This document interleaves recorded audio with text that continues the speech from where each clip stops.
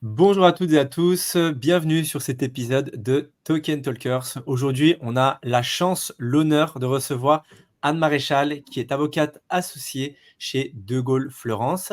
Elle a créé une nouvelle pratique de conseil qui est à la frontière entre la finance traditionnelle et les actifs numériques blockchain. Elle est aussi ancienne directrice des affaires juridiques chez l'autorité des marchés financiers. Donc, on a hâte de faire cet épisode avec Jean. Anne, bienvenue. Comment est-ce que ça va? Bonjour à tous les deux. Mais écoutez, ça va très bien. Je suis ravie d'échanger avec vous ce matin. Nous aussi. Nous aussi, on a hâte. On a plein de choses à voir ensemble. On sait que tu participes, tu as participé et tu continues de le faire énormément à justement cet écosystème Web3 de plein de façons diverses. On sait que tu as des connaissances qui sont incroyables.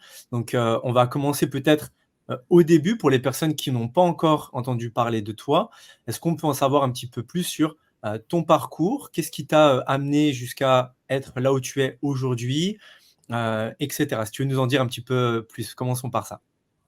C'est un peu les hasards de la vie. Moi, j'ai commencé ma carrière comme haut fonctionnaire à Bercy, à la direction de la législation fiscale. Vous voyez que j'étais pas très près de la blockchain.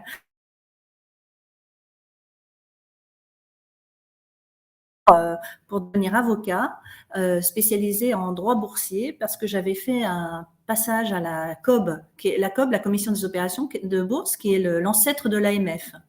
J'avais passé 2 ans dans le cadre de ce qu'on appelle une mobilité statutaire, dans le cadre de ma carrière de haut fonctionnaire, et ça m'avait finalement donné envie de pratiquer le droit boursier comme avocat. Je suis restée presque 15 ans avocate en droit boursier. J'ai finalement démissionné de l'administration parce que vous savez qu'on a droit à 10 ans de disponibilité. Et puis, en 2013, alors que j'avais démissionné, l'AMF, qui était la COB qui était devenue l'AMF, où je connaissais encore des gens, m'a proposé de devenir directeur des affaires juridiques de l'institution, un poste très prestigieux et très intéressant parce que la direction juridique, c'est la tour de contrôle de l'institution, puisque c'est un régulateur. Régulateur, ça veut dire règle, ça veut dire droit. Donc, je prétends, et je le dis depuis qu'on fait que du droit à l'AMF. Donc, c'était un très, très beau poste. Et donc, je me suis dit, après tout, pourquoi pas? Moi, j'aime le service public. C'est pour ça que j'avais fait l'ENA à l'origine. Et donc, me voilà donc à l'AMF. Et figurez-vous que donc c'est passionnant parce que toutes les questions difficiles et passionnantes de la place remontent à l'AMF et à la direction juridique. Et puis toutes les grandes opérations. Par exemple, j'ai beaucoup travaillé sur Veolia Suez. J'étais absolument passionnée par ce qui venait d'arriver, c'est-à-dire précisément la rencontre que j'ai faite avec des acteurs de la blockchain qui venaient à l'AMF. Ils venaient nous voir, ils sont venus nous voir à partir de la fin de l'année 2017. Vous vous souvenez sûrement qu'à ce moment-là, c'était la mode des ICO, des levées de fonds en actifs numériques, en Bitcoin notamment. Et ils venaient nous voir pour nous demander quelle était la réglementation applicable.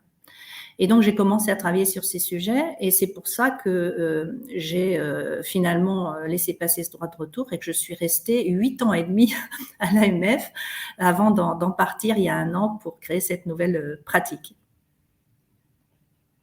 Ouais, donc, il y a eu des belles choses de faites, il y a eu de très très belles choses de faites du coup, et c'est marrant comme du coup la passion a pris un peu le dessus, et au final, on a toujours l'impression que tout est sous contrôle de l'extérieur, mais comme tu dis, des fois, dans la vie, il y a des opportunités, il y a des choses qui se passent. On Et je vais suit. vous raconter, Ouais. si vous voulez, je vais vous raconter après ce qui s'est passé, parce que je le raconte comme une histoire, et ça m'amuse de penser que vraiment la vie apporte comme ça des surprises. Et donc, à partir de fin 2017, on voit donc arriver puis beaucoup d'acteurs qui venaient demander des rendez-vous. On avait créé à l'époque une cellule innovation à l'AMF.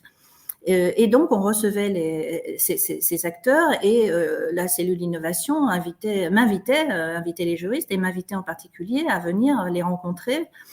Et moi, j'ai été heureuse de rencontrer ces acteurs, même si je dois vous dire que je comprenais pas grand-chose à ce qu'ils me disaient. Ils me parlaient tokens, smart contract et blockchain, et je voyais même pas de quoi il s'agissait. Et à vrai dire, eux, ils avaient du mal aussi à comprendre ce que je disais, parce que moi, je leur parlais régulation financière, donc c'était un peu difficile, mais c'était intéressant. Et si vous voulez, ce qui s'est passé, c'est que moi, j'ai eu envie de répondre à ces gens. Et encore une fois, la question qu'ils nous posaient, c'était quelle est la réglementation qui va être applicable à nos opérations? Et pourquoi ils nous demandaient ça? Bien parce que ils se doutaient qu'on n'était pas loin de la finance. Et donc, ils voulaient savoir s'ils pouvaient faire des levées de fonds, notamment, puisque, comme vous le savez, les levées de fonds en argent, enfin en classique, eh ben, sont soumises à des autorisations de l'AMF. Hein, au moins au-dessus de certains seuils. Donc, ils se doutaient qu'il y avait peut-être une réglementation à appliquer. Et quand je vous dis que ce sont les geeks qui sont venus nous voir très tôt, évidemment, c'était pas les voyous qui venaient nous voir. Les voyous sur Internet qui voulaient voler les gens, ils venaient pas voir l'AMF. Hein. Vous vous en doutez. Mais donc, ça veut dire que les gens qu'on voyait, c'était des gens sérieux. C'était des chercheurs français, c'était des beaux projets français, de gens qui étaient sérieux, qui avaient des beaux projets. Vous savez, je le dis à qui veut l'entendre, on a en France la chance d'avoir des talents. On les forme à grands frais dans nos universités, notamment en maths et donc dans la blockchain. Et donc, moi, je voyais ces gens-là. Et je voyais les projets qu'ils avaient. À côté, à l'AMF, on commençait à être inquiet de voir les opérations qui étaient frauduleuses. Hein. Et tout se passait, vous vous en souvenez, sur Internet. C'est-à-dire, il suffisait de dire à l'époque, regardez, j'ai un beau projet, venez investir dans mon projet, dans mon ICO, et en quelques minutes, il levait des dizaines de millions en Bitcoin. Pourquoi? Parce qu'à l'époque, les gens avaient beaucoup de Bitcoin et ils ne savaient pas comment les investir, et donc ça marchait bien. Sauf que dans un certain nombre de cas, c'était juste du vol. Hein. Parfois, ils levaient ces Bitcoins, ils partaient avec la caisse immédiatement. Et parfois, et souvent d'ailleurs, c'était pas des projets construits. Il y a pas de vraie idée derrière, et donc tout ça était un peu dans l'euphorie. Et donc, du point de vue du régulateur, puisque comme vous le savez, l'AMF a pour mission première de protéger les investisseurs, c'était très inquiétant ce qui se passait là. Et à l'inverse, nous, ceux qu'on rencontrait, ces acteurs de ce nouveau monde que l'on rencontrait, étaient des gens qui étaient sérieux et qui voulaient bien faire. Vous voyez ? Et donc, la question qui s'est posée pour moi et pour le régulateur, c'était qu'est-ce qu'on peut faire pour aider les beaux projets, les gens qui sont vertueux, qui veulent respecter des règles, qui ne sont pas des voleurs. Et derrière ça, comment maintenir l'innovation en France, puisque on m'expliquait, je suis convaincue que c'est vrai, que la blockchain est une innovation majeure. Beaucoup disent que c'est une innovation aussi importante qu'Internet. Or, vous le savez, on a laissé passer nos chances en matière d'Internet. C'est triste, hein, puisque, comme vous le savez, il y a 0 entreprise européenne dans les 50 plus grandes entreprises d'Internet au monde. Hein. Donc, c'est terrible, parce qu'on avait le Minitel, on avait en France, on avait tout ça. Bon, bref, on a laissé passer notre chance. Donc, moi, je me suis dit très vite, c'est dommage, si c'est vrai que cette innovation est majeure, il ne faut pas la laisser passer, il faut aider les acteurs. On a la chance d'avoir ces talents en France. Essayons de maintenir l'innovation en France. Sinon, nos jeunes, là, ils vont partir à l'étranger. On leur fera des ponts d'or à l'étranger. Ça a commencé hein, déjà. Et on aura finalement tout perdu en France si on ne fait rien pour les aider. Et donc, sur le plan juridique, vous voyez, la question était simple. La réponse était difficile, mais la question était simple. C'était est-ce que les tokens qui étaient offerts aux investisseurs dans le cadre de ces opérations, en échange, hein, comme on vous donne des actions quand vous investissez dans une entreprise, est-ce que ces tokens sont des instruments financiers? Si la réponse était oui, ce que je devais dire à ces acteurs, c'est écoutez, vos tokens, ce sont des instruments financiers. L'instrument financier, il est défini en droit français comme les actions, les obligations ou les parts de fonds. Hein. Donc, si la réponse était oui, ça voulait dire que je leur appliquais la réglementation financière et puis c'est tout. Il n'y avait pas de discussion autre à avoir. Si la réponse était non, en revanche, c'est-à-dire le token n'est pas un instrument financier, la réponse était qu'il n'y avait aucune réglementation applicable à ces opérations. Vous voyez, donc en droit, la question était assez simple. Et donc, avec mon équipe, on a étudié projet par projet, parce que c'était très diversifié, hein, les projets étaient très divers. On a regardé ce qu'était le token, à quel droit donnait ce token. Souvent, c'était des droits d'accès à une plateforme, parfois des droits à réduction, mais parfois il donnait un droit de vote, parfois il donnait droit à des rendements. Et donc là, on était près de l'action, vous voyez, de l'action. Et donc, on a fait ces analyses. Et pour faire court, au final, on a considéré que dans 99% des cas, les tokens qui étaient remis étaient des utility tokens et non pas des security tokens, ce qui voulait dire en droit qu'on n'était pas en présence d'instruments financiers. Et que donc, la réglementation financière ne s'appliquait pas et que donc on était dans un monde non réglementé. Et vous comprenez, j'en profite pour vous parler des États-Unis, parce que déjà à l'époque, les acteurs qui venaient nous voir à l'AMF nous disaient aux États-Unis, il n'y a pas de réglementation et ils font le même raisonnement. Ils regardent si les tokens sont des securities, c'est-à-dire des instruments financiers au sens du droit américain, à l'aide d'un test qui s'appelle le Way Test. Et si ils considèrent à l'issue de ce test, mais un test, c'est pas le droit dur, hein, vous voyez, donc c'est assez contestable. Et d'ailleurs, on pourra y revenir, mais moi, je crois qu'ils font beaucoup de politique aux États-Unis, peut-être plus que du droit. Et donc, ils ont pas de réglementation. Et il y a une grande insécurité juridique pour nous, si bien que certains me disaient, on pourra pas rester aux États-Unis. Nous, on voudrait travailler dans un cadre juridique sûr.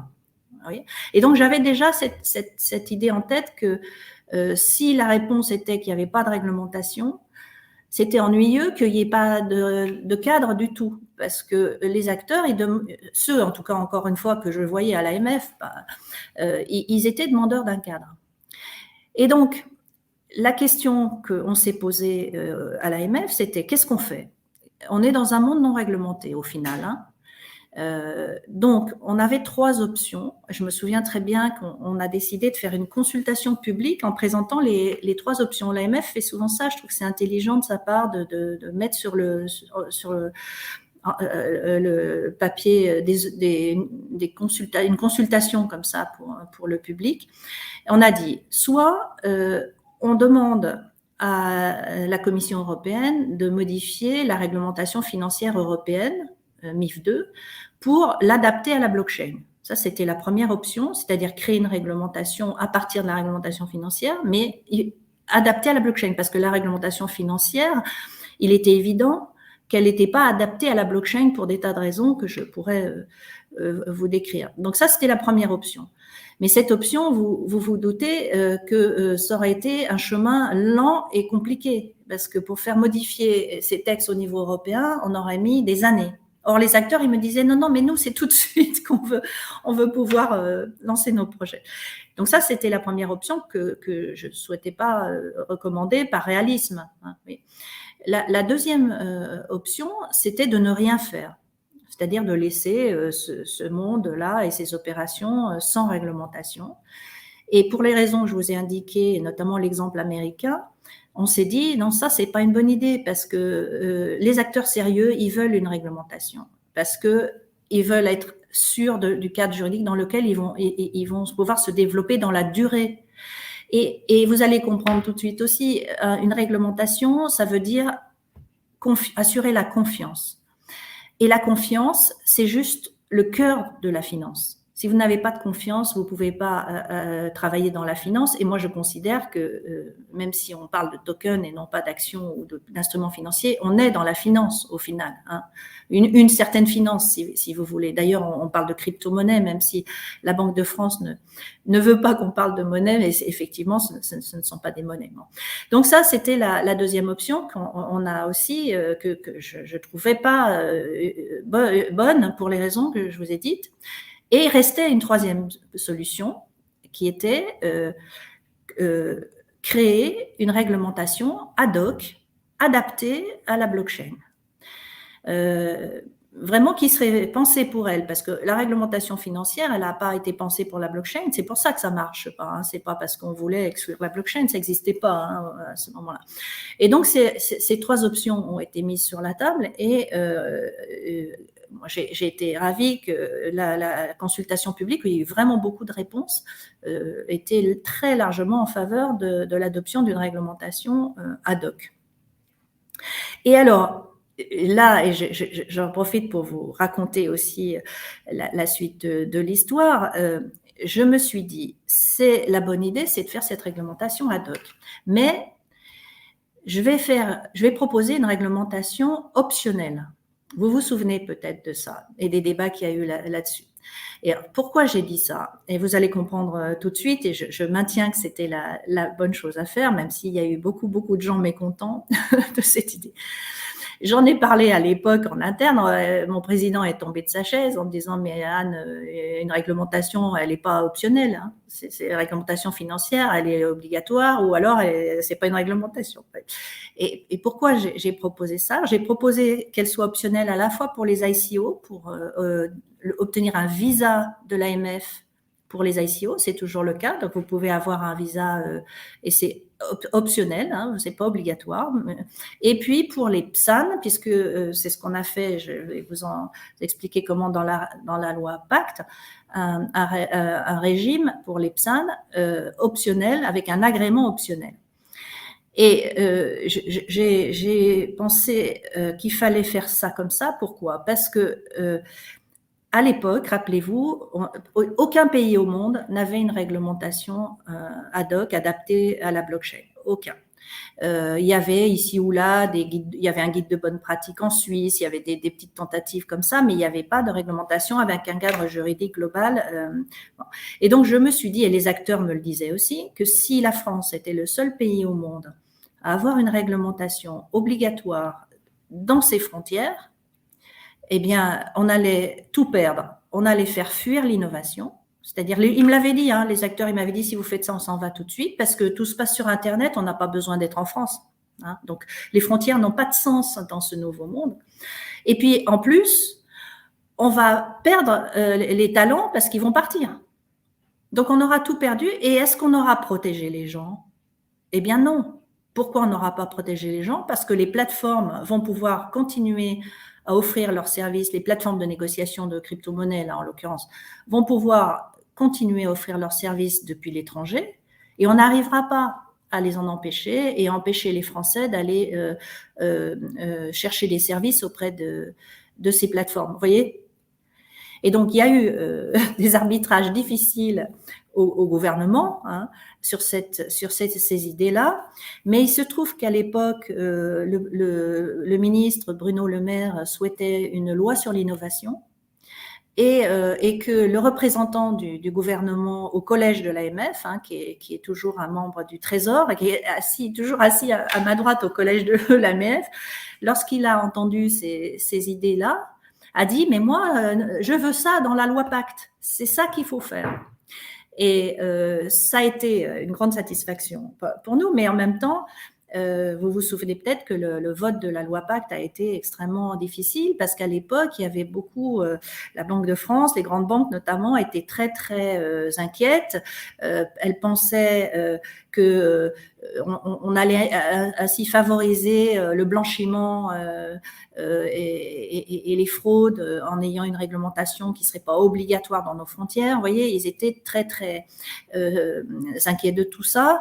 Même si le cabinet du ministre avait très bien compris à l'époque que, pour les raisons que je vous ai indiquées, que c'était pas une bonne idée, hein, parce que ça marche plus comme dans le monde ancien. Dans le monde ancien, on peut avoir une réglementation obligatoire dans nos frontières, mais pas dans ce monde-là. Et donc ils avaient très bien compris. Et finalement, la loi Pacte a été votée en mai 2019, et elle contient donc le cadre juridique global dont je vous ai parlé, c'est-à-dire l'encadrement du marché primaire avec un visa possible pour les ICO, hein, pour les émissions de tokens, et l'encadrement du marché secondaire, c'est-à-dire des plateformes de négociation avec le régime PSAN. Alors après, pour finir l'histoire, on a donc été précurseurs en Europe. On a été les premiers et au monde aussi à avoir ce cadre juridique dont on peut être très fier. Et on a mis ça sur la table de la Commission européenne qui nous a dit ben, c'est ça qu'il faut faire et c'est devenu le règlement MiCA. Vous voyez, donc ils ont copié-collé notre régime PSAN et ICO d'ailleurs, et c'est devenu le règlement MiCA. Donc on a été à l'origine de la réglementation européenne et je suis très très fière de pouvoir vous dire que les Américains que j'ai rencontrés là récemment en juillet, j'ai rencontré une des responsables de la SEC américaine, nous a dit on a beaucoup à apprendre de vous, ça fait plaisir, n'est-ce pas? Et deux, il faut qu'on adopte une réglementation à la MiCA. Et vous avez vu qu'aux États-Unis, il y a un débat extrêmement difficile entre les pro-réglementation et les anti-réglementation, qui sont encore les libertaires d'origine, qui ne veulent pas de réglementation. Et ce que me disait cette personne de la SEC, c'est qu'il n'y aurait pas de réglementation avant les élections présidentielles aux États-Unis, et encore. Parce que le débat est difficile. Ça veut donc dire que si on sait profiter de ce régime juridique unique au monde, en France et en Europe, on a de l'avance pour faire avancer nos projets. Et c'est pour ça que j'ai eu le sentiment de servir mon pays sans grandiloquence excessive, mais je crois que, en tout cas, c'est un atout qu'on a donné à la France pour que nos projets avancent et que l'innovation se développe sereinement en France. Wow. Bah, bravo Anne pour ton travail, c'est juste incroyable, c'est formidable de t'écouter parler. Et en plus de ça, bah, vraiment tu peux être fier parce qu'effectivement, enfin, l'AMF, si je dis pas de bêtises, ça a maintenant une vingtaine d'années, peut-être 21 ans. 2003, ouais. Oui, exactement. 2003, ouais, ça a 21 ans. Oui. Tu as resté presque 10 ans à l'AMF, soit 50% du temps de création de l'AMF. En gros, si on peut résumer, c'est un peu ça. Et donc, du coup, bah, tu as forcément participé à l'explosion de l'AMF, sa partie régulation, sa mise en avant, son très bon travail, parce que maintenant, il faut aussi un très bon travail. C'est sûrement pas le cas en 2003, bah, il n'a pas eu le temps qui se crée, etc. Et forcément, tu as participé à ça. Donc, bah, juste un grand bravo pour tout ça. Et c'est très, très intéressant de t'écouter parler. Et du coup, je rebondis sur un sujet que tu étais en train de dire. C'est qu'avant 2019, en France, il n'y avait rien qui réglementait, on va dire, le Web3, la blockchain et tout ça. Il n'y avait rien du tout. Non, ni en France ni ailleurs. C'était vraiment un monde nouveau et vous souvenez sûrement que, quand, je vous dis, ça a commencé fin 2017, en tout cas pour nous, régulateurs, sachant que la blockchain, il faut s'en souvenir, c'est une création en réaction à la crise financière de 2009. C'est quand même ça le contexte. Donc, vous voyez, au départ, il y avait quand même cette idée de ces personnes-là qu'il fallait se détacher de la finance classique, c'était des gens aussi, des libertaires anti-État, anti-réglementation, c'était ça à l'origine. Bon. Donc en 2017, quand on a commencé à voir ces projets et à voir fleurir ces opérations, on s'en est saisi parce que, je vous dis, il y avait un enjeu de protection des investisseurs et puis un enjeu d'innovation. C'est pour ça que le régulateur s'en est saisi. Mais ce que je peux quand même dire, c'est que vous l'avez compris, les pouvoirs publics voulaient pas encourager la spéculation sur les crypto-monnaies pour la spéculation. Ça finance pas l'économie. Donc c'était pas ça le but des pouvoirs publics. Notre but, c'était vraiment de pas passer à côté de l'innovation et d'encourager l'innovation. Et notamment quand elle a des applications dans l'économie réelle, et on y viendra peut-être après, on voit maintenant se développer de très très beaux projets de blockchain dans l'économie réelle. Et donc c'est ça l'idée que l'on avait. Et donc en 2019, on est le premier pays au monde à avoir une loi qui couvre l'ensemble du sujet avec le marché primaire et l'encadrement du marché secondaire. Vous voyez, donc c'est pas si vieux, mais en même temps, on a été vraiment précurseur parce qu'après, vous avez maintenant aujourd'hui quelques pays dans le monde qui ont une réglementation. Il y a Singapour, il y a le Japon, il y a Dubaï. Enfin, et puis il y a des États comme l'Estonie qui voulaient Malte, qui voulaient attirer le Royaume-Uni aujourd'hui, qui veulent veulent attirer les acteurs de la blockchain.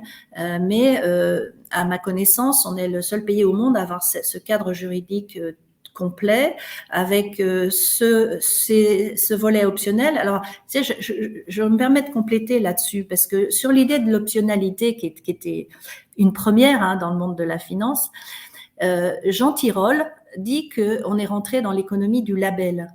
Et vous voyez, moi, j'aime beaucoup cette idée, et c'est pour ça que j'ai proposé cette réglementation optionnelle. Parce que qu'est-ce que c'est qu'une réglementation optionnelle? C'est un label de qualité, en réalité. C'est-à-dire, si vous dites aux gens, vous n'êtes pas obligé de demander le visa de l'AMF pour votre ICO, mais si vous l'avez, ça vous donne un avantage compétitif majeur. Vous êtes d'accord?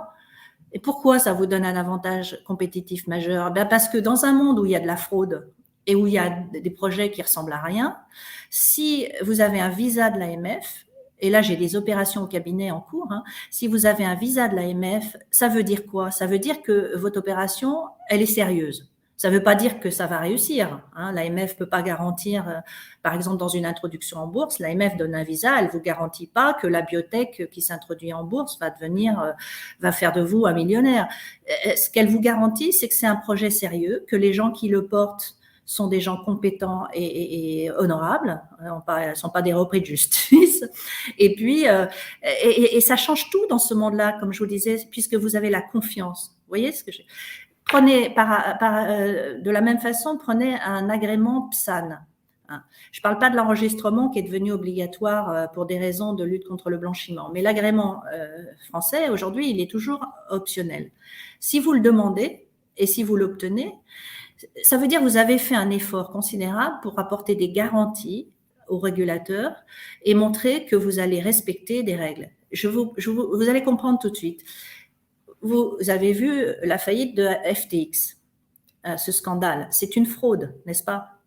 C'est une fraude pure et simple. Qu'est-ce qui s'est passé pour schématiser? Ils ont pris l'argent des investisseurs et ils l'ont placé où ils avaient envie de le placer, sans leur accord, et ils ont fait n'importe quoi.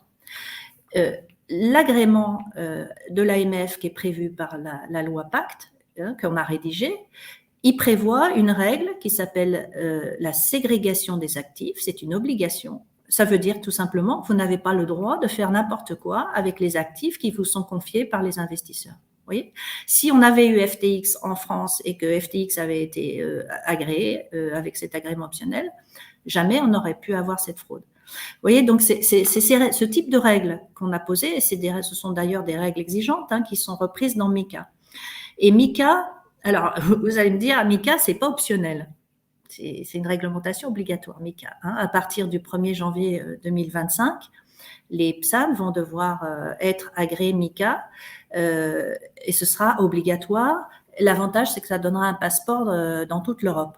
Alors pourquoi? Alors là, je vous avoue que je vous le dis, j'avais proposé l'optionnalité aussi au niveau de MiCA, comme nous l'avons fait en France. Et j'ai pas eu gain de cause. Mais à vrai dire, j'ai pas trouvé ça trop ennuyeux. Pourquoi? Parce que autant c'était ennuyeux d'avoir une réglementation obligatoire en France, dans notre pays, seul au monde à être régulé, autant si c'est toute l'Europe, c'est pas pareil, n'est-ce pas?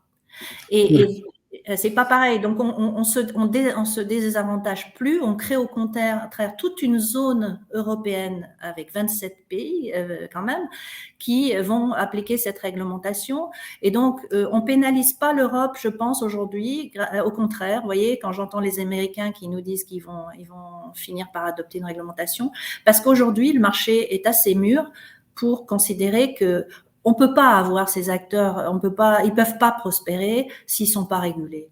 Et mon analyse, c'est que seuls les acteurs qui acceptent d'être régulés, qui acceptent de respecter des règles et ainsi de donner confiance à leurs investisseurs vont y arriver, vont prospérer. Les autres, ils vont pas y arriver. Ce sont des fraudeurs ou des gens qui n'ont pas les épaules pour respecter ces règles.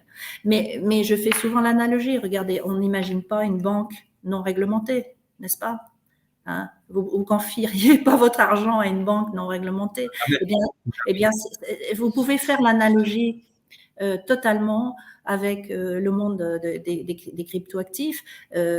Encore une fois, c'est ma conviction, seuls les acteurs sérieux qui ont les épaules et qui ont le souhait et les moyens de respecter la réglementation vont inspirer confiance et vont donc pouvoir prospérer et développer leurs projets.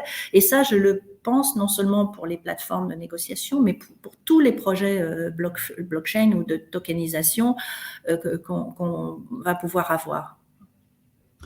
Ouais, c'est tout simplement garantir le fait que les acteurs qui lancent des projets sont sérieux, sont là pour, comme tu disais, pour jouer avec les règles de tout le monde. Et c'est vrai que pour le marché, ça va être très, très bénéfique, ce MiCA. En tout cas, moi, j'en suis Ah oui. certain à 1000%, parce que je te rejoins sur le fait que oui, s'il y a une règle pour un pays, au final, oui, peut-être que ça bride certaines choses. Mais quand on lance un projet, et encore plus le Web3 qui a cette identité internationale, donc même si c'est déjà au niveau européen, tous les projets qui vont se bâtir vont jouer avec les mêmes règles, entre guillemets, vont jouer avec les mêmes cartes, et ça va être beaucoup plus fair, beaucoup plus juste pour tout le monde, à la fois du côté des porteurs de projets et à la fois du côté des gens qui vont entrer dans ces projets en tant qu'investisseurs ou autres.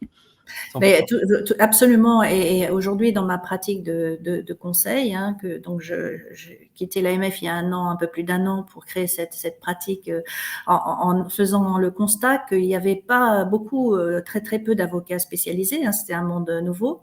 Et puis aussi, je l'ai compris après, pas d'avocats assez compétents dans la finance. Et ça, c'est un sujet parce que souvent les avocats spécialisés dans ce monde-là viennent de l'IPIT, de la propriété intellectuelle, et viennent pas de la finance. Or, vous le comprenez, moi, quand j'ai écrit ces textes, je me suis inspirée de la réglementation financière. Et j'ai pris dans la réglementation financière tout ce qui pouvait être adapté à la blockchain. Et quand c'était pas possible, on a inventé de nouveaux concepts. Je vous donne un exemple. La conservation d'instruments financiers, on voit ce que c'est. Mais qu'est-ce que c'est que la conservation d'actifs numériques? Les acteurs me disaient, mais on ne peut pas conserver des tokens sur la blockchain, ça n'a pas de sens, etc. Donc, on a été obligé de chercher des nouveaux concepts. Et là, on a défini ça comme étant la possibilité de mouvementer les clés. Vous voyez, c'est un exemple pour vous dire qu'on a fait un très gros travail d'adaptation de la réglementation à la blockchain parce que ça marche pas comme le monde traditionnel, ne serait-ce aussi que parce que dans la blockchain, il n'y a pas d'intermédiaire. Or, dans la réglementation financière traditionnelle, les garanties reposent beaucoup sur les intermédiaires. Mais si vous mettez des intermédiaires dans la blockchain, c'est plus la blockchain, n'est-ce pas? Donc, il faut travailler dans un autre monde où il n'y a pas d'intermédiaire, précisément, en donnant d'autres garanties. Et là, ce qu'on a demandé, c'était des garanties plus techniques, intrinsèques à la blockchain. Ouais. Et donc, je ne sais plus où j'en étais. La question que vous m'aviez posée. En tout cas, c'est passionnant. En tout cas, c'est super passionnant. Moi, je me posais une question, Anne. Donc, tu arrives à l'AMF en 2013. Les premières cryptos et l'économie blockchain a commencé à se développer avant les années 2010. Quand tu es arrivé à l'AMF, est-ce que c'était déjà un sujet sur la table? Est-ce que déjà à ce moment-là, c'était quelque chose sur lequel les gens disent, bon, il y a un ovni qui est en train d'arriver, il va falloir qu'on essaie de le réguler, ou c'était pas un sujet et c'est arrivé peut-être à partir de 2014-2015? Et comment, quand on travaille à l'AMF, on voit débouler cet écosystème tellement complètement nouveau, comment on réagit face à ça? Moi, des fois, je me mets dans la peau de l'AMF parce qu'on parle souvent avec eux pour d'autres sociétés parce qu'on est aussi lié au Web3. Et quand on parle avec eux, je me dis, mais quand ils doivent nous entendre parler, ils doivent se dire, on parle avec des extraterrestres. Et en fait, c'est ça, quand on est à l'AMF et qu'on parle avec des gens comme ça, alors déjà, ça va être super passionnant, mais du coup, en étant à l'opposé, quand on voit arriver cette technologie et quand on doit en plus la réguler, ça doit être un truc de fou. Ah mais tout à fait. Je vous dis, on n'en avait pas entendu parler de ce monde-là. En tout cas, pas. On n'a pas été interrogé ou interpellé avant fin 2017. hein. Ah ouais? C'est pour ça on s'y est intéressé à partir de ce moment-là, pour deux raisons, comme je vous le disais, parce qu'on commençait à avoir des opérations, des ICO qui étaient frauduleuses, hein, et encore une fois, la mission première de l'AMF, c'est de protéger les investisseurs. La deuxième raison, c'est qu'on nous demandait des rendez-vous. Et les gens ont commencé à nous demander des rendez-vous à partir de fin 2017. Comme je vous le disais, on avait créé une cellule innovation à l'AMF pour surveiller les évolutions dans la finance. Et c'est cette cellule innovation qui organisait ces rendez-vous pour écouter les acteurs et qui m'invitait, moi, juriste, à venir, parce que très vite, la question c'était mais quelle réglementation on applique? Vous voyez, c'est comme ça que ça s'est fait. Moi je peux vous dire, je suis pas geek. Je comprenais rien à ce qu'ils me disaient au départ, rien. Je leur disais, répétez-moi ça, je comprends rien. Et c'était pour nous, c'était difficile parce que c'était des ingénieurs souvent qui étaient parfois pas pédagogues, hein, comme ils peuvent l'être. Et on avait beaucoup de mal à comprendre comment ça marchait. Et puis alors en plus, je vous dis, franchement, quand je croyais avoir compris, ils me disaient ah mais non, maintenant ça marche plus comme ça là. Ça c'était il y a 3 mois. Vous voyez, donc c'est compliqué. Et donc l'AMF, elle a fait un gros effort, et en particulier nous juristes, hein, parce que c'est pas notre, comment dirais-je, c'était pas facile, c'était nouveau, et les concepts, vous voyez, ça matchait pas. Hein, quand je vous ai pris l'exemple là, de la conservation d'actifs numériques, ça matchait pas avec notre monde traditionnel. Donc on a fait ce gros effort, et vraiment, je pense que c'est une leçon pour l'avenir pour tous les régulateurs, parce que cet effort-là, j'ai vu ailleurs en Europe, il n'avait pas été fait. C'est-à-dire que et d'autres institutions en France disaient, écoutez, nous, on veut pas recevoir ces gens parce que voilà, ils sont pas régulés par nous. Oui. Nous, on aurait pu dire ça aussi. On aurait pu dire, écoutez, j'ai rien à vous dire. Vous me parlez de blockchain, tout ça, c'est pas régulé. La réglementation financière s'applique pas. On aurait pu dire ça, mais on n'a pas fait ça parce que on voyait bien qu'il y avait un enjeu tout proche de la finance. Et puis parce que moi ça m'a amusé, enfin intéressé, et puis parce que j'ai eu envie, comme je vous disais, de répondre à ces acteurs qui avaient des beaux projets et qui avaient cet enjeu d'innovation. Voilà pourquoi on l'a fait. Mais vous voyez, à la limite, j'aurais pu ne pas le faire. Et je dis souvent, si je l'avais pas fait, si j'avais pas fait ces propositions-là, personne ne me l'aurait reproché. Hein. Je l'aurais pas fait. Et si on était venu me voir 2 ans après, en me disant, tiens, au fait, Anne, il faut écrire la loi Pacte. Il faut créer un cadre juridique pour les actifs numériques. Et si j'avais pas rencontré les acteurs et travaillé sur leur projet, j'aurais répondu, mais de quoi vous me parlez? Ouais, ou fait quelque chose, mais avec beaucoup moins d'éléments concrets du terrain, parce que c'est ça, au C'est final, ça? quand on a en face de nous des acteurs qui sont là, qui sont motivés, qui veulent avancer et qui veulent être régulés, eh ben, c'est une collaboration qui a amené ce qui est amené aujourd'hui, enfin les textes qui ont été écrits et qui sont très bien faits. Mais c'est vrai que si dans son coin on se dit bon ok, j'ai 3 mois pour écrire ça, je connais pas trop, je vais regarder, et en plus comme tu l'as dit, à la vitesse où ça évolue, mais enfin même encore actuellement, et encore on n'est pas en bull run, mais on sent qu'à partir d'avril, tout va s'accélérer très vite.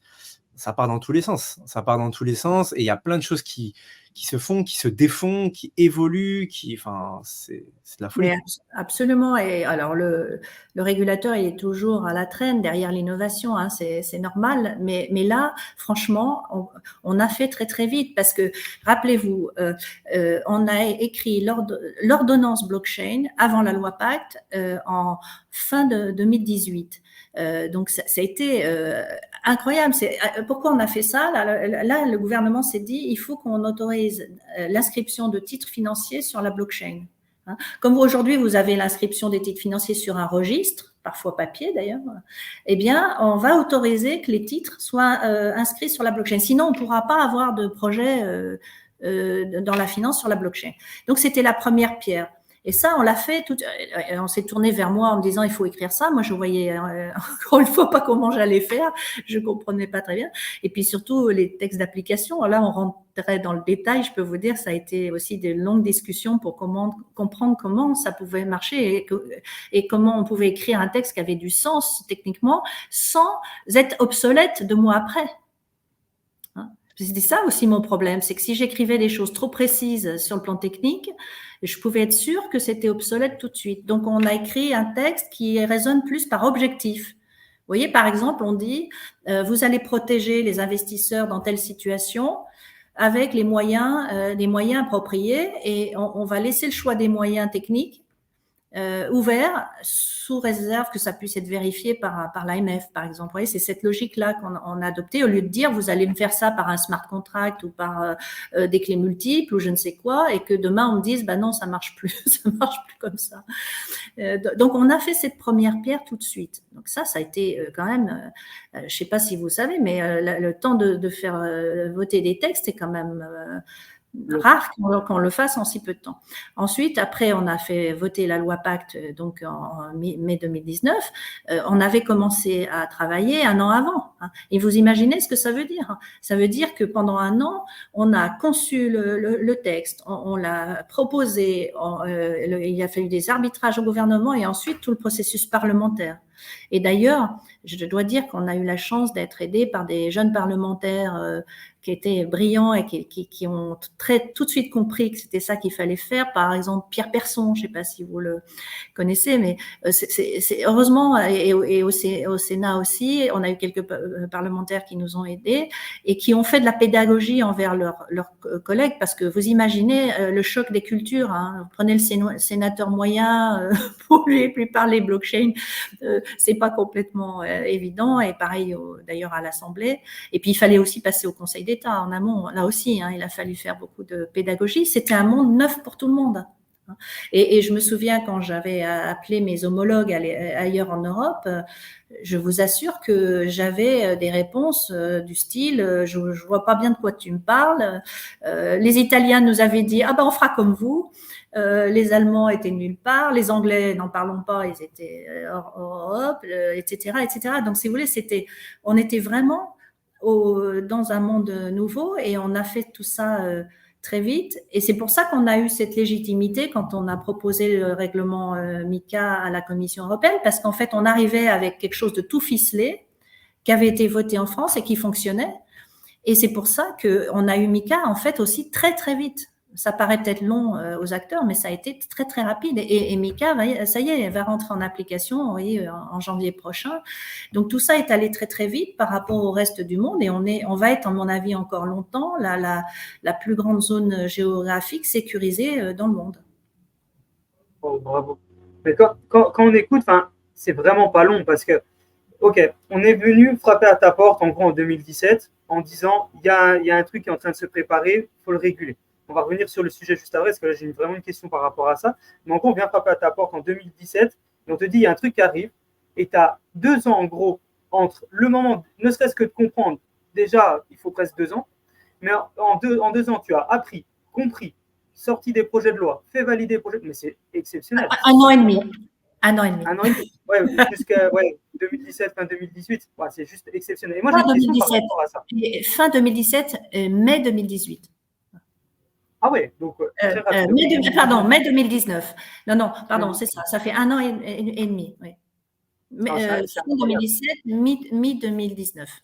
Ouais. D'accord. Oui, c'est très difficile d'avoir ça dans la vraie vie d'habitude. Et encore plus là, parce que vous n'imaginez pas à quel point on a eu des réticences de la part de beaucoup de gens qui étaient sincèrement convaincus qu'en prenant une loi de ce type, on allait aider les voyous à blanchir. Et on a eu beaucoup de mal à faire comprendre que dans ce monde non réglementé, si on prenait cette loi comme ça, avec l'optionnalité, le pari était gagnant. Pourquoi? Parce que, on attirait les acteurs vertueux en France, ceux qui voulaient vraiment respecter des règles parce qu'ils avaient compris que de toute façon leur avenir en dépendait. on a fait le pari qu'ils allaient venir en France nous demander ces visas et ces agréments, n'est-ce pas? Et deux, on allait protéger au mieux nos investisseurs parce qu'encore une fois qu'on aurait eu ces gens qui avaient accepté de se soumettre à cette réglementation optionnelle, eh bien, on allait orienter nos investisseurs vers ces gens-là. Alors que, à l'inverse, je le redis, si on avait fait une réglementation obligatoire dans nos frontières, c'est exactement l'inverse. On faisait partir l'innovation et on protégeait personne pour les raisons que je vous ai dites. Donc, vous voyez, c'était pas facile d'accepter peut-être cette idée, mais encore une fois, il faut se replacer à l'époque dans un monde non réglementé. Et figurez-vous que je suis très heureuse de pouvoir constater aujourd'hui que ce pari, il est gagnant. Pourquoi je dis ça? Vous vous souvenez de Binance, par exemple. Binance, ils étaient venus nous voir très tôt et je leur avais expliqué qu'on avait ce projet ils étaient déjà la plus grosse plateforme au monde. Hein. Je leur avais expliqué à l'époque qu'on avait ce projet de réglementation optionnelle. Et ils m'avaient dit, si vous faites ça, on viendra demander ces agréments optionnels en France et on s'installera en France pour ça. Et c'est ce qu'ils ont fait. Ils ont fait, avant que je parte de l'AMF, un an avant, l'AMF a enregistré Binance, qui effectivement est venu demander l'enregistrement à l'AMF et le gouvernement était content de voir qu'on attirait des acteurs désireux de respecter la réglementation. Alors on peut penser ce qu'on veut, Binance, je ne veux pas trop rentrer là-dessus, mais rappelez-vous qu'il y a 4 ans, 5 ans, il n'y avait pas de règles. Donc c'est difficile d'aller reprocher aux gens que de ne pas avoir respecté des règles il y a 5 ans alors qu'elles n'existaient pas. En revanche, il y a eu une démarche vertueuse. Vous voyez ? Et l'AMF, le président de l'AMF le disait souvent, et je suis tout à fait d'accord avec ça, il disait, est-ce qu'il vaut mieux enregistrer ces acteurs-là ou pas? Eh bien, oui, il vaut mieux les enregistrer pour les avoir sous la main, si je puis dire. Moi, ils étaient installés place de la Bourse de Binance. Moi, je pouvais les appeler, ce que j'ai fait, en leur disant, attention, là, ce que vous faites, ça va pas, hein, parce qu'ils étaient soit en train de demander cet enregistrement, soit déjà enregistrés. Si à l'inverse, imaginez qu'à l'inverse, Binance ne soit pas venu nous demander cet agrément, il m'aurait même pas pris au téléphone. Vous êtes d'accord ? Vous voyez, donc c'est pour ça que il faut relativiser tout ça et se dire, on n'avait pas le choix et c'était à mon avis le meilleur moyen pour protéger nos investisseurs et assainir ce marché qui, encore une fois, tout le monde en a conscience, mérite d'être assaini. Et justement, par rapport à oui, pardon, avant d'oublier, parce que j'étais en train de vous dire que le pari est gagné. J'ai pris l'exemple de Binance, mais je vais prendre un autre exemple qui va vous parler et c'est public. Hein. Nous avons la chance au cabinet de conseiller Circle. Circle, vous savez, c'est le leader mondial des stablecoins. Ils émettent l'USDC et ils veulent émettre l'euro coin, le ROC, depuis la France. Il se trouve que quand j'ai rejoint le cabinet, ils hésitaient entre l'Irlande, et ils avaient commencé d'ailleurs à travailler en Irlande pour avoir des agréments, et parce que ce grand groupe, hein, qui est déjà un géant, hein, avait comme politique de se soumettre à toutes les réglementations existantes et d'être pour être un acteur inspirant confiance, sérieux et pouvant se développer dans le monde entier. Ils ont contacté le gouvernement français donc il y a plus d'1 an en disant ça. Et à l'époque, le gouvernement français leur a dit « Venez en France, on a ce cadre juridique unique au monde, on va vous aider et vous êtes les bienvenus pour développer l'emploi et l'innovation en France, n'est-ce pas ?» Qu'est-ce qu'ils ont fait? Moi, je les ai rencontrés, donc ils cherchaient leur conseil en France et je les ai convaincus qu'il fallait choisir la France plutôt que l'Irlande, parce que alors même qu'en Irlande, vous le savez, il y a des avantages fiscaux qu'on n'a pas en France. Et ils ont choisi la France à l'invitation du gouvernement et aussi parce qu'ils ont compris qu'on avait ce cadre juridique solide, intelligent, qui était précurseur de MiCA, puisque demain ils seront obligés aussi de respecter MiCA, etc. Et donc ça fait 1 an, et encore une fois je peux en parler puisque c'est public, on vient d'avoir un communiqué de presse là-dessus. Donc qu'est-ce qu'on fait pour Circle, un géant mondial américain là pour le coup, hein. On a demandé un enregistrement PSAN qu'on a obtenu, là, il y a quelques conditions à lever, mais il est obtenu. Un agrément, ils vont demander un agrément optionnel, le fameux agrément optionnel, le PSAN. Pourquoi ils le demandent? Il n'est pas obligatoire, mais ils le demandent pour les raisons que je vous ai indiquées, parce que c'est un label de qualité.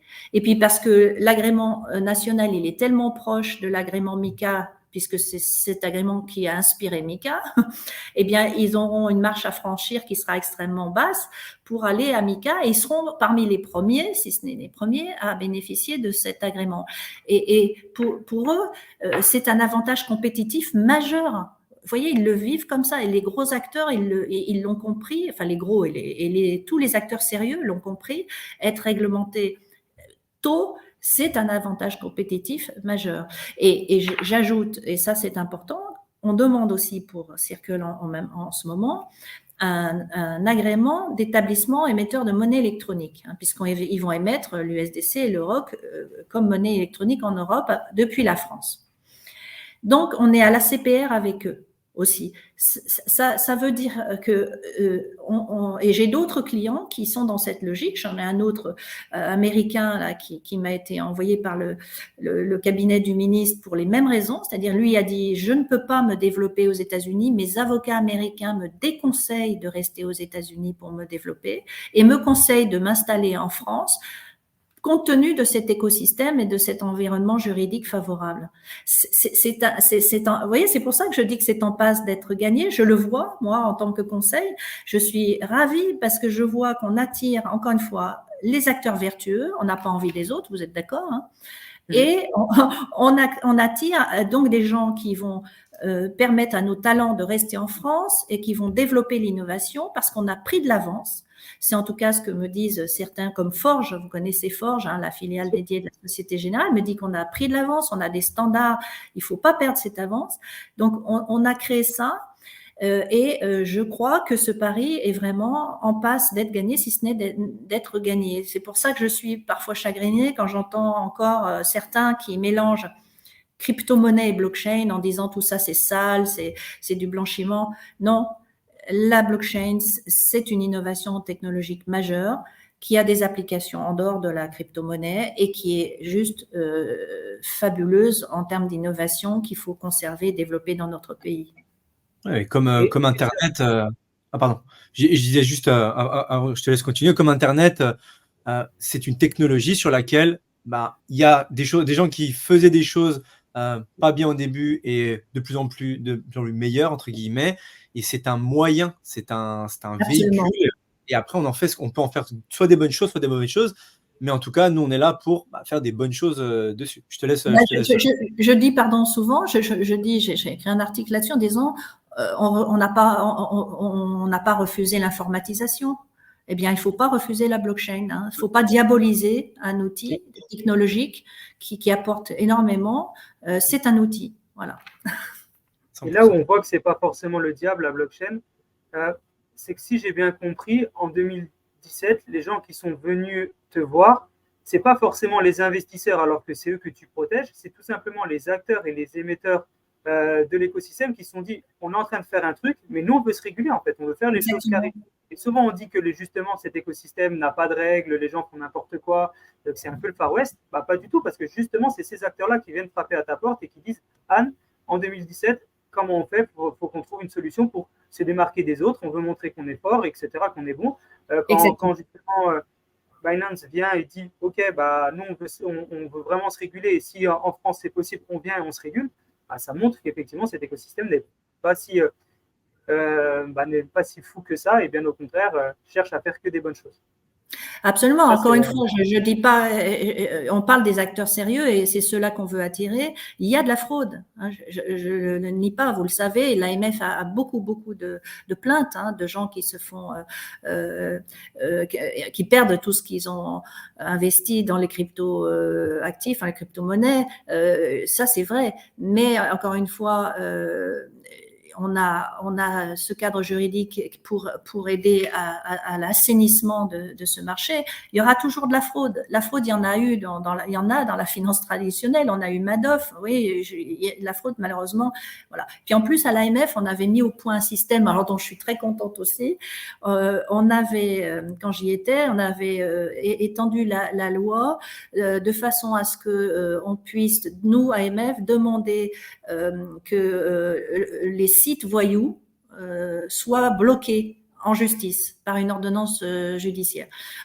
Au début, j'avais eu du mal à convaincre les juges parce qu'ils me disaient « Oh là là, tout ça, c'est très compliqué. » Et en fait, non, on a fait un texte qui dit tout simplement « Tous ceux qui offrent des services en France financiers sans être régulés, eh bien, c'est du pénal. » Et comme c'est du pénal, il y a trouble à l'ordre public. Et comme il y a trouble à l'ordre public, je demande au juge une ordonnance de blocage du site.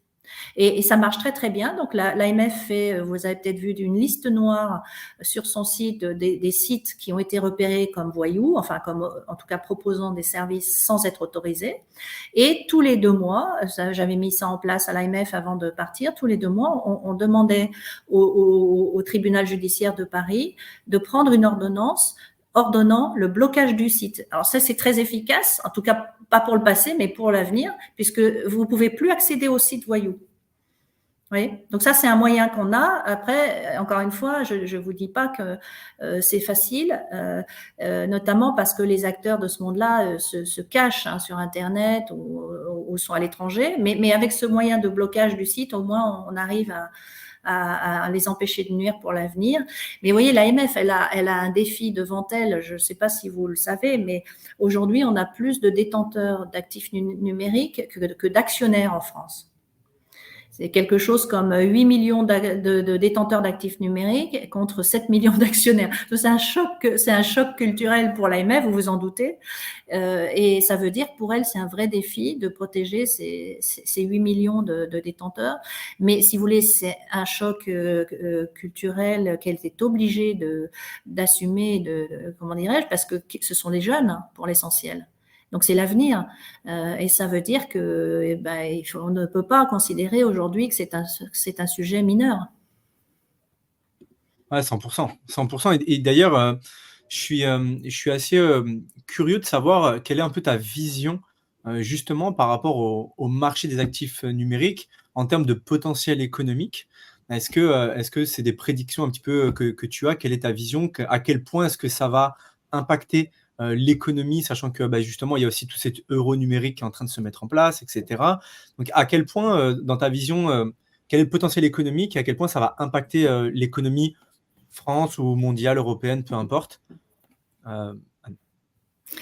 Alors, j'ai des tendances qui se dessinent là, que j'avais pas perçues à l'AMF et que je vois mieux, ne serait-ce qu'avec mes clients je vois plusieurs tendances. D'abord, je vois une tendance qui me frappe, c'est que les acteurs des actifs numériques vont se restructurer. C'est une certitude pour moi, c'est-à-dire que, comme je vous le disais, c'est lié aux exigences réglementaires. Seuls vont pouvoir prospérer ceux qui sont capables de respecter ces textes. Elles sont exigeantes, les conditions pour être agréées MiCA. Et donc, beaucoup de petits acteurs n'auront pas les épaules, à mon avis, pour le faire, et de façon générale, ce monde va se restructurer. C'est un monde nouveau, donc il y aura des acquisitions, des faillites, tout ce que vous voulez, mais on le voit bien. Bon. Deuxième tendance que je vois, c'est que et ça m'a frappé. Vous avez d'un côté des géants des actifs numériques, comme Circle, Binance et les très grosses, les gros acteurs. On me dit, j'ai pas vérifié, que la valeur de Binance serait égale à celle de toutes les banques françaises réunies. Si c'est vrai, vous voyez de quoi on parle. On parle de groupes qui ont énormément d'argent et de moyens. Donc, ça veut dire que ces groupes-là, et c'est ce que je constate, c'est pas demain, c'est ce que je constate aujourd'hui, ils sont en train de vouloir aller vers la finance traditionnelle. Pourquoi? Parce qu'ils veulent asseoir leur activité, ils ont des moyens pour être régulés, comme je vous le disais. Regardez Circle dont je vous parlais, avec qui on est déjà à la CPR, vous voyez, donc on est déjà un pied dans la banque, si on veut. On a ces acteurs qui ont des moyens et qui vont aller vers la finance traditionnelle, soit en achetant, en reprenant des banques, soit en demandant les agréments. Et je sais que certains sont déjà en train de demander des agréments bancaires ou des agréments d'établissement de monnaie électronique, etc. Donc, ils y vont. Et ils y vont vite. C'est ça qui me frappe. Et imaginez demain une grosse plateforme de négociation qui offrirait les services bancaires. Eh bien, les jeunes là qui sont chez eux, qui sont habitués, ils vont rester. Je pense, hein, ils vont rester, ils vont être habitués, ils vont rester, ils vont avoir leur compte, etc. Donc, à mon avis, là, il y a un vrai sujet pour les banques qui, elles, à l'inverse, sont encore, me semble-t-il, réticentes à aller vers la blockchain. Alors, je ne parle pas de crypto-monnaie, là, parce qu'elles n'aient pas envie d'aller dans le monde de la crypto-monnaie, je peux le comprendre, encore qu'on a 2 ou 3 banques qui sont PSAN en France. Mais à l'inverse, elle devrait, à mon sens, aller vers la blockchain. Et ce qui m'inquiète un peu, c'est de voir que d'un côté, ça va très vite, vers la finance traditionnelle, et que de l'autre, la finance traditionnelle, elle a beaucoup plus de mal, me semble-t-il, à aller vers la blockchain. Et ça m'amène à vous parler de quelque chose d'important. Cette idée-là, on l'a eue à l'AMF, on s'est dit, il faut aussi aider les banques. Alors, pourquoi on a pensé ça? Parce qu'on avait notamment des acteurs comme Forge, donc filiale dédiée de la Société Générale dans la blockchain, qui est très, très performante, et on les a beaucoup vus à l'AMF. Et ils nous disaient qu'ils avaient des projets de développement de la blockchain dans la finance. Alors là, je ne vous parle pas de crypto-monnaie, c'était des projets d'émission et de négociation de titres obligataires, d'obligations notamment sur la blockchain. Ils l'ont fait d'ailleurs, ils ont émis des obligations sur la blockchain. Or, et vous allez comprendre tout de suite, la difficulté qu'on avait, c'est que, comme je vous le disais, la réglementation financière qui s'applique, là, forcément, on parle d'obligation ou d'action, elle n'a pas été pensée pour la blockchain. Donc, pour les actifs numériques, les utility tokens, on a fait la loi Pacte et MiCA, d'accord? Mais pour les instruments financiers, on n'a pas modifié la réglementation financière. Donc, ça coince.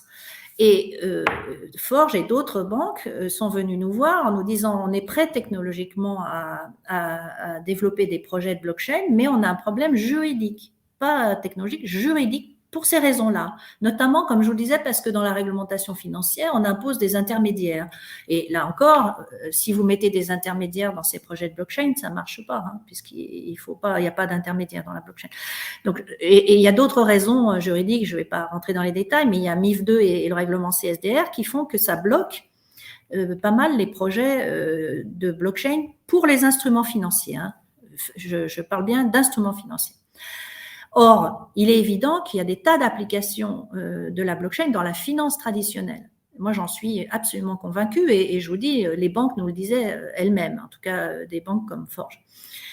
Et donc, on s'est dit à l'AMF, qu'est-ce qu'on peut faire pour les aider, là aussi, puisqu'ils nous disaient qu'on était en avance en France en termes d'évolution technologique. Et alors là, on a eu une idée, à l'AMF aussi, vous allez voir qu'on est une boîte à idées. On s'est dit, pourquoi pas proposer à la Commission européenne un bac à sable, une période d'expérimentation, pendant laquelle on laisserait les acteurs européens développer leurs projets sur la blockchain, dans la finance, sans modifier MIF2. Pourquoi? Parce que ça prendrait des années et que leur projet, c'est maintenant. Et au bout d'un certain temps, on verra comment ça évolue et puis on modifiera la loi, la réglementation fort de cette expérience. Vous voyez, c'est un concept assez anglo-saxon, ça, le bac à sable, la sandbox. Eh bien, figurez-vous qu'on a proposé ça à la Commission européenne. À ce moment-là, c'était la fin de la présidence française au niveau européen. Eh bien, en un an, on a obtenu un règlement européen qui s'appelle le régime pilote, qui n'est autre que ce bac à sable. Voilà. Alors l'idée est très simple, hein, et je le dis à qui veut l'entendre parce que vraiment il faut que notamment les banques, les institutions financières françaises s'en saisissent. On a pendant 6 ans, 2 fois 3 ans, la possibilité de mener à bien des projets sur la blockchain, encore une fois uniquement sur les instruments financiers, hein, actions, obligations, parts de fonds, d'où l'intérêt pour la gestion d'actifs. Ils peuvent développer leurs projets, notamment créer ce qu'on appelle un MTF, une bourse, c'est-à-dire avoir un système où se rencontrent les ordres d'achat et de vente sur un marché. Vous pouvez créer ça et avoir un système de règlement-livraison sur la blockchain, à condition de demander l'autorisation à votre régulateur national. Donc en France, c'est l'AMF. Moi, j'ai 3 projets comme ça. J'emmène mes clients par la main. On va voir l'AMF et la Banque de France, d'ailleurs, et on leur dit, voilà le projet qu'on a. Donnez-nous votre bénédiction. Il y a un texte, il y a des conditions. Hein, il faut pas qu'il y ait des risques systémiques. Enfin, il y a un certain nombre de conditions qui sont imposées. Et si l'autorisation est donnée, pendant 6 ans, les acteurs vont pouvoir avancer sur leur projet. Et je vous le dis, j'en ai plusieurs là au cabinet. Je suis ravie. J'ai un projet de création d'une banque d'investissement totalement sur la blockchain, par exemple. Ou bien des projets de tokenisation dans l'immobilier, où on va tokeniser des actifs qui seront logés dans des sociétés et dont les actions seront elles-mêmes négociées sur la blockchain, etc. Oui. Donc, on a des beaux projets comme ça. Et comme disaient les acteurs à l'époque, il y a 2 ans, ils me disaient c'est trop bête de ne pas pouvoir mener à bien nos projets parce qu'on a cette avance. Et puis, le jour où les Américains vont se réveiller dans quelques années, ils vont finir par se réveiller et ils vont venir essayer d'imposer leurs standards. Donc, c'est dommage, vous voyez. Donc, on l'a fait pour ça. Et donc, je dis aujourd'hui aux banques, aux sociétés de gestion, saisissez-vous de ce cadre juridique qui a été fait pour vous aider à avancer. Allez-y, menez à bien vos projets parce que sinon, vous allez perdre ce bénéfice en termes d'avance. Et puis surtout, vous voyez, quand je vois que de l'autre côté, au niveau des acteurs de la crypto, ça avance vite vers la blockchain, si du côté de la finance traditionnelle, on n'y va pas, est-ce qu'on ne va pas avoir un sérieux problème assez vite? Ouais, 100%. 100%. Il y a quand même, il faut faire attention à. Enfin, en fait, c'est ça. Il y a cette compétition où le but c'est que la France, l'Europe, mais la France aussi, enfin, reste compétitive et ne soit pas derrière justement les Américains qui, quand on le sait, quand ils mettent les moyens, l'envie, l'énergie, avancent aussi très très vite. Et moi, il y a un sujet sur lequel justement j'aimerais bien revenir, parce avec Jean, en tout cas, notre vision, elle est assez claire. Nous, on aime beaucoup justement cette tokenisation. C'est un sujet dont on parle beaucoup et on a envie de travailler vraiment énormément et d'apporter énormément à cette transformation justement du monde qui est en train de se faire, où même des grands acteurs de la finance, etc., comme les BlackRock, où parlent de tokenisation déjà ouvertement, publiquement, mettent déjà des choses en place par rapport à ça. Mais nous, on est vraiment beaucoup plus croyants, on a beaucoup plus de foi, en tout cas, dans l'utilisation justement des security tokens, qui pour nous, en tout cas, sont les instruments de demain, entre guillemets, qui aujourd'hui sont encore assez flous, sont encore, on va dire, ils s'encapsulent, on arrive à faire des choses, mais c'est pas encore très clair. Par rapport à ça, qu'est-ce que tu peux nous dire de toi, de ta connaissance de ces security tokens, et qu'est-ce que tu peux nous en dire aussi de ces fameux tokens? Bien alors, donc, vous l'avez compris, hein, le cadre juridique pour les security tokens, c'est le régime pilote. En tout cas, si on veut, c'est 2 choses plus exactement. C'est l'ordonnance blockchain qui autorise à inscrire les titres financiers sur la blockchain. Hein, ça, c'est la première pierre. Et c'est le régime pilote quand on veut aller au-delà, c'est-à-dire créer une plateforme de négociation. Il y a des projets sur les security tokens qui peuvent se passer du régime pilote, mais dès qu'on veut quelque chose d'ampleur, vous voyez, par exemple, une grande banque là qui voulait faire un vrai marché avec rencontre des ordres, tant qu'on n'avait pas le régime pilote, on n'a pas pu leur dire que c'était possible. C'est contraire à MiF 2, donc ils ont dû faire ce qu'on appelle un tableau d'affichage avec un tableau où on affiche les intérêts vendeurs et les intérêts acheteurs, mais ça c'est pas terrible pour les clients. Ils préfèrent évidemment que les ordres matchent sur une plateforme. Vous voyez, donc le régime pilote donne, avec l'ordonnance blockchain, une possibilité fantastique pour les acteurs en matière de security token. Là, on est bien là-dessus. Donc, je pense qu'aujourd'hui, il y a encore un peu de frilosité des acteurs qui se disent « Oh, c'est compliqué, c'est lourd pour avoir l'autorisation, etc. » Peut-être, sauf que, à mon avis, d'abord, c'est pas si compliqué, si lourd. Et puis, je l'ai constaté, les autorités, y compris la Banque de France, l'AMF et la CPR, sont désireuses d'aider les beaux projets français. Ils me l'ont dit, hein, donc ça, et le gouvernement est désireux d'aider les acteurs français parce que si on a mis sur la table ce projet de règlement régime pilote, c'est la France qui l'a voulu pour aider ses acteurs français en priorité. Hein, donc, si vous voulez, il y a, comment dirais-je déjà, il y a une bienveillance, il y a un soutien des pouvoirs publics pour ça. L'AMF me disait récemment qu'ils aimeraient qu'il y ait plus de projets régime pilote. Hein, donc, il y a ça. Ensuite, je crois que c'est incontournable. Pour moi, c'est mon avis, je peux me tromper, mais je ne crois pas qu'on puisse se passer de blockchain dans les mois, les années qui viennent. J'en ai la conviction. D'ailleurs, je connais toutes les grandes banques françaises et les grandes sociétés de gestion de portefeuille, mais les petites aussi d'ailleurs. Elles ont toutes des projets dans ce domaine. Elles ont des services innovation et presque partout, il y a des très beaux projets blockchain. Le problème qu'il y a encore dans certaines institutions, c'est qu'il y a, comment dirais-je, un peu une schizophrénie entre les gens qui poussent ces projets, qui sont certains qu'il faut y aller, et puis parfois les directions des banques qui restent circonspectes parce que parfois elles mélangent encore crypto-monnaie et blockchain, parfois elles ont peur des risques et d'avoir des problèmes et des sanctions liées au blanchiment ou autre. Vous voyez, elles sont un peu craintives parfois, et puis parfois elles se disent que c'est des investissements coûteux et qu'il faut voir venir, voir ce que font, etc. Mais moi, ce que je constate, c'est, comme je vous le disais, les gros acteurs de la crypto qui y vont. 2, il y a des banques étrangères qui commencent à y aller très sérieusement aussi. Et donc, ma conviction, et c'est en tout cas ce que je dis aux grandes banques que je rencontre, c'est qu'elles ont devant elles un virage stratégique majeur à prendre là, et rapidement, parce que ça va très très vite. Voilà ce que je leur dis. Je peux me tromper, mais mon intuition et les projets que je vois me confortent dans cette idée. Et du coup, pour compléter, est-ce que dans ta vision, et parce que tu as l'air quand même de faire des bonnes prédictions depuis quelques années, donc j'en profite. Est-ce que tu penses que justement une plateforme, en fait, est-ce que tu penses qu'une plateforme d'échange justement de security de token, est-ce que ça viendra plus facilement ou plus rapidement, justement, d'une banque ou d'un quelque chose qui est vraiment un institutionnel, ou est-ce qu'en fait, directement, un groupe de personnes peut mettre en place ça? Quel va être le plus facile ou quel sera le plus rapide, à ton avis?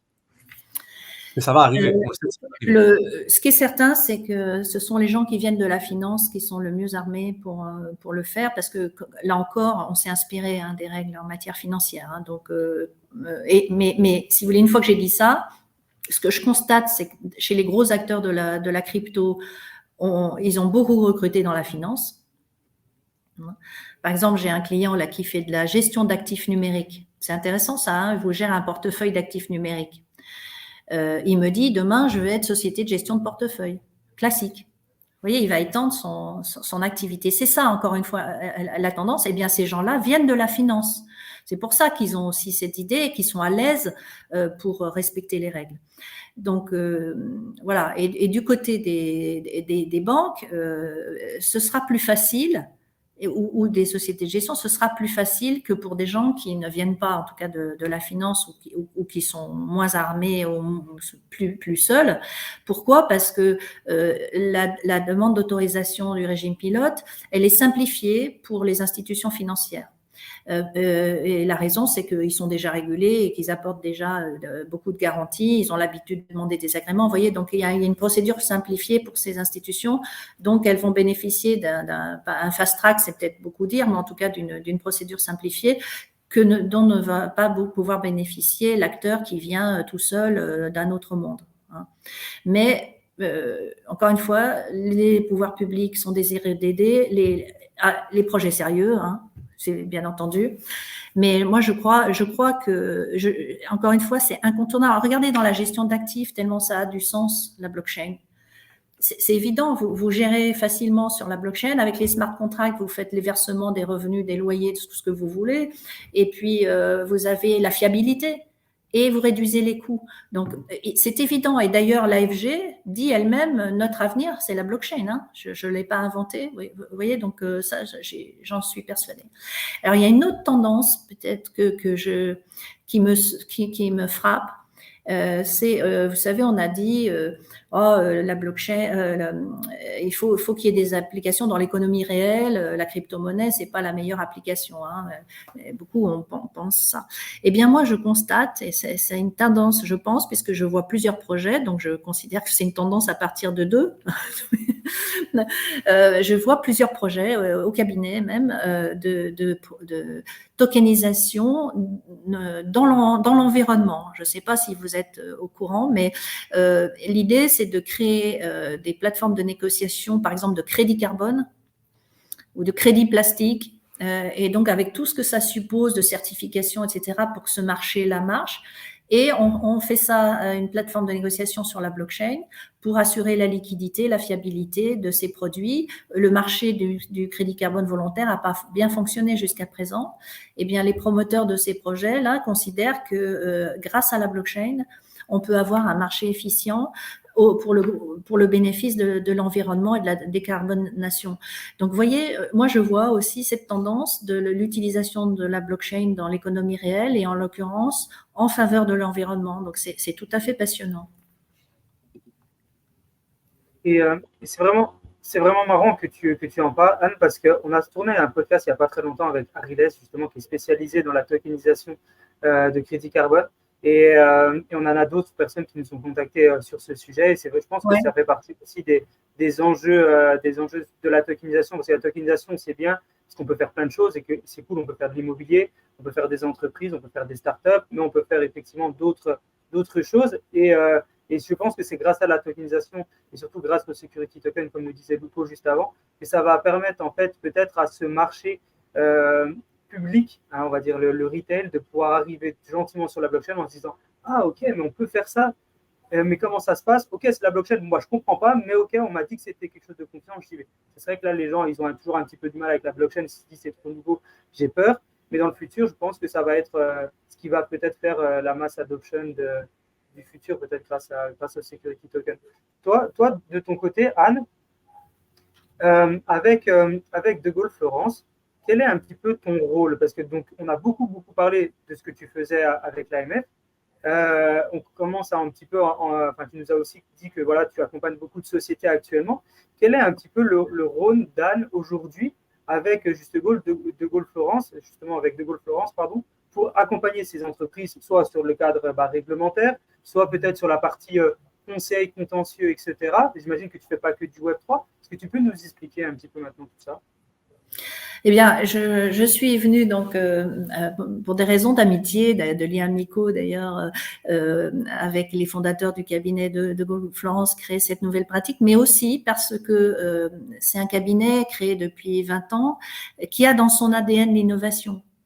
L'ITIP au départ et l'innovation, on a notamment créé un département de droit de l'espace, on est le premier cabinet à avoir intégré des notaires. Donc c'est un cabinet qui aime l'innovation et qui s'est toujours comporté comme tel. Et comme on se connaissait, quand ils ont entendu parler des actifs numériques, je leur avais dit moi-même, vous devriez vous mettre à ces sujets parce que c'est l'avenir et je vois pas de cabinet d'avocats aujourd'hui sur la place de Paris capable de. Et c'est comme ça qu'ils m'ont proposé de venir. Alors, là, j'avais plutôt dit non en me disant non, mais je veux plus retourner à ce métier. J'avais laissé passer mon droit de retour dans mon ancien cabinet. J'avais plus tellement envie d'avoir cette vie de chien. Hein. Et puis finalement, je me suis laissée convaincre en me disant après tout, c'est une belle aventure. Ça a du sens par rapport à ce que j'ai fait avant. Et je vais peut-être pouvoir continuer à servir mon pays en aidant à faire aboutir des beaux projets français et étrangers d'ailleurs, s'ils apportent et maintiennent l'innovation en France et s'ils créent des emplois en France. Donc j'ai eu envie finalement de faire ça. Donc je suis arrivée, je dis il y a un peu plus d'1 an, pour créer cette pratique comme une pratique nouvelle, hein, qui est liée à la finance, comme je vous l'ai dit, parce que je constate que tous les projets que j'ai, ou quasiment, ont une composante dans la finance traditionnelle. Et puis de toute façon, encore une fois, comme j'ai écrit les textes à partir des textes financiers, voilà, c'est indispensable de les comprendre. Hein. Et croyez-moi, c'est quand même assez pointu. Hein. Donc voilà, donc j'ai décidé de créer cette pratique en disant au fondateur du cabinet, j'aurais peut-être pas un client pendant 2 ans. Et finalement, à ma grande surprise, j'ai été tout de suite submergée de demandes parce qu'il y avait un manque de conseils. Hein, sur la place, et j'ai la chance donc d'avoir des beaux projets, des choses très innovantes, donc ça me passionne. J'ai l'impression là donc de faire avancer des belles choses. Je vous disais pour l'environnement par exemple, et pour l'innovation dans notre pays. Alors j'ai carte blanche pour créer constituer une équipe.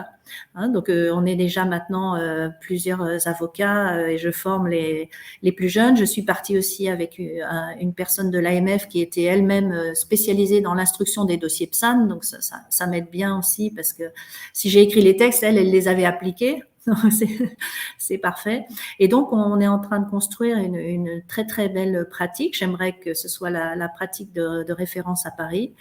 Et on est en bonne voie puisqu'on a des leaders mondiaux comme clients et puis je crois une très très belle légitimité pour tout ça et qu'on voit arriver à nous des gens qui veulent vraiment investir dans des projets extrêmement innovants. Vous voyez, je vous disais, là j'ai un des leaders américains qui me demande de l'aider à développer son activité de tokenisation dans l'immobilier en Europe. Il a déjà réussi à l'étranger. Donc, je vais aller l'aider pour faire ça en Europe avec la certitude que son modèle fonctionne et on a le régime pilote qui va nous permettre de le faire fonctionner. Vous voyez, donc ça c'est très beau. J'ai ces projets dans l'environnement. Là, j'en ai 2 qui sont vraiment très très beaux et très innovants. On a ce projet de banque créé totalement sur la blockchain. Ça, c'est vraiment une innovation qu'on a déjà présentée à la Banque de France, qui trouve que c'est un beau projet, et ainsi de suite. Et puis des acteurs français qui aussi veulent aller vers MiCA. Hein, parce que vous savez qu'il y a beaucoup de PSAN là qui sont enregistrés, ils vont devoir respecter les conditions de MiCA, et les PSAN qui ont été enregistrés dans le régime simple, c'est avant le régime renforcé du PSAN, pour eux, la marge va être très haute vers MiCA. Donc, s'ils ne sont pas passés par l'agrément optionnel. Donc, ça veut dire qu'il va falloir accompagner ces acteurs vers MiCA, et c'est compliqué parce que ce sont des textes, il faut rédiger des politiques sophistiquées, un contrôle interne, gestion des conflits d'intérêts, gestion des risques, enfin bref, c'est best execution, enfin, vous voyez, il y a des choses assez difficiles. Et puis, il y a des audits de cybersécurité qui sont demandés. Là aussi, c'est un sujet, c'est pas en interne, c'est rare que les acteurs soient capables de faire eux-mêmes, de rédiger eux-mêmes des politiques en matière de cybersécurité qui sont exigées, etc. Donc mon rôle en tant que conseil avec mon équipe, c'est d'accompagner tous ces acteurs-là pour qu'ils obtiennent les autorisations et qu'ils puissent mener à bien leurs projets dans des conditions juridiques les plus sûres possibles. Et encore une fois, c'est pas facile. Hein. Je trouve qu'il n'y a pas un seul dossier facile parce que tout est nouveau en fait. Presque personne n'a fait ce qu'on est en train de faire avant. Les autorités elles-mêmes sont parfois mal à l'aise parce que c'est nouveau, parce qu'elles veulent pas prendre de risques.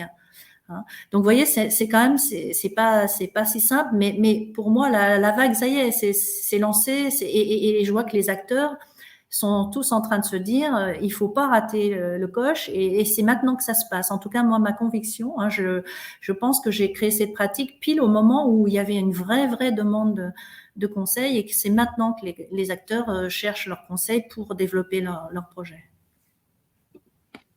Ah, c'est incroyable. Ouais, donc ils ont vraiment, il y a vraiment en tout cas une demande du marché, ça Ouais. on le sait. Et justement, par rapport à cet aspect, on va dire éducation, aujourd'hui, voilà, quelqu'un qui justement est dans le besoin, pardon, quelqu'un qui est dans le besoin d'une façon, on va dire au niveau information juridique, la seule option qu'il a entre guillemets, c'est, de se diriger vers un cabinet d'avocats, de chercher du conseil. Est-ce qu'il y a d'autres solutions en ligne où des gens peuvent, à part sur le site de l'AMF, avoir des informations? Je sais que sur le site de l'AMF, il y a aussi beaucoup, on a accès, évidemment à tous les documents, tout est bien expliqué, mais est-ce qu'il y a d'autres voies, pour justement avoir cette éducation, pour répandre cette éducation juridique liée à ce domaine? Est-ce que toi, tu en as à ta connaissance? Et sinon, qu'est-ce qu'on pourrait mettre en place, tu penses? Bah, bon, effectivement, le site de l'AMF est bien fait, hein, mais quand on ne connaît pas, c'est parfois difficile, hein, à lire, à comprendre. L'ADAN, les associations professionnelles, font un bon travail, mais si vous voulez, clairement, si vous voulez avoir une autorisation, un agrément, un enregistrement, et il faut vous faire accompagner, et puis vraiment bien accompagner, parce que les autorités, elles vous challenge. Hein, il y a pas de modèle. Il faut venir il faut inspirer confiance, il faut montrer qu'on a mis en place tout ce qu'il fallait, etc. Donc il y a un dialogue. Et si vous n'êtes pas bien accompagné, honnêtement, c'est très très dur. Hein. Même dans le régime simple, il y a beaucoup d'acteurs qui ont mis plus d'1 an, voire plus, à avoir un enregistrement, et certains n'y sont pas arrivés. Donc imaginez pour Mika demain, et puis pour le régime pilote, c'est pareil. Hein. Il faut un cabinet capable de vous écrire, de vous rédiger ces politiques. Après, il faut les adapter à votre modèle, etc. Donc, il y a un dialogue aussi. Et si vous voulez, ce qui est difficile pour les conseils, c'est de comprendre le business model. À chaque fois, ça change. Les acteurs, je l'ai vu à l'AMF, j'en ai reçu des dizaines, et ils sont souvent pas pédagogues. On comprend pas, en fait. On comprend pas. Moi, j'ai des clients au début, ils me disent qu'ils ont un projet, je vois même pas de quoi il s'agit. Vous voyez, et alors, on est obligé de bien comprendre le modèle, faire les analyses juridiques pour dire exactement dans quelle case ils sont. Est-ce que c'est de l'utility token? Est-ce que c'est du security token? Est-ce que c'est du NFT? Est-ce que c'est autre chose? Vous voyez, enfin, il y a tout ça. Et une fois qu'on est dans les bonnes cases, parfois, moi, il m'arrive de dire à mes clients, bah, là, vous voulez trop de choses, ça va être trop lourd, et il faut simplifier votre modèle, éviter de faire tout ça à la fois. Enfin, vous voyez, il y a tout ça, c'est compliqué. Et après, une fois que vous êtes au clair, il faut aller demander les bonnes autorisations au bon régulateur. Là aussi, c'est pas si simple. Et rassurer, je vois bien, hein, là, c'est pas facile. Je vous dis, les autorités elles-mêmes sont pas à l'aise, c'est nouveau. Et puis en plus, elles ont des collèges, hein, qui sont décisionnels, qui pour certains des membres de ces collèges sont anti-crypto, ou sont inquiets, vous voyez, donc tout ça, honnêtement, c'est pas facile, et il faut vraiment être bien accompagné de quelqu'un qui a la confiance des autorités aussi. Hein, c'est important. D'ailleurs, moi, évidemment, je ne me risquerai pas à accompagner des acteurs pas sérieux. Hein. Vous voyez, donc tout ça va participer de l'assainissement d'ailleurs de ce marché. Mais franchement, c'est un monde neuf, donc on n'est pas dans le standard, quoi. C'est compliqué. Encore des gros challenges qu'il y a et qui vont arriver dans les prochains mois, les prochaines années. Oui. C'est très intéressant vraiment de t'écouter, Anne. On Merci. arrive gentiment à la fin du podcast. On aurait pu, je pense, encore en parler des heures et des heures. Mais aussi, bah, voilà, tu sais que tu as une grosse activité, donc on va te monopoliser beaucoup plus de temps. Mais en tout cas, c'était vraiment un plaisir de t'écouter parler. Est-ce que tu as un petit mot de la fin, quelque chose sur lequel tu voulais revenir, quelque chose sur lequel on n'a peut-être pas abordé sur le sujet? Est-ce qu'il y a un petit sujet ou un petit mot que tu voulais ajouter? Peut-être ajouter qu'encore une fois, ce qui m'anime, c'est d'essayer de faire avancer des beaux projets. Ça me donne le sentiment de continuer à servir mon pays. Je l'espère. En tout cas, je pense que là, on a que nos concitoyens ne réalisent sans doute pas à quel point le monde change vite, et qu'il ne faut pas rater les opportunités. Il faut voir dans tout ça des opportunités. Je dis pas qu'il n'y a pas de risque, mais les risques, ça se gère. Vous voyez, il faut saisir les opportunités parce que le monde va vite. Regardez, si on se projette dans un monde où on va peut-être coupler la blockchain avec l'ordinateur quantique et l'intelligence artificielle, on est dans un autre monde. C'est ça qui se profile aussi.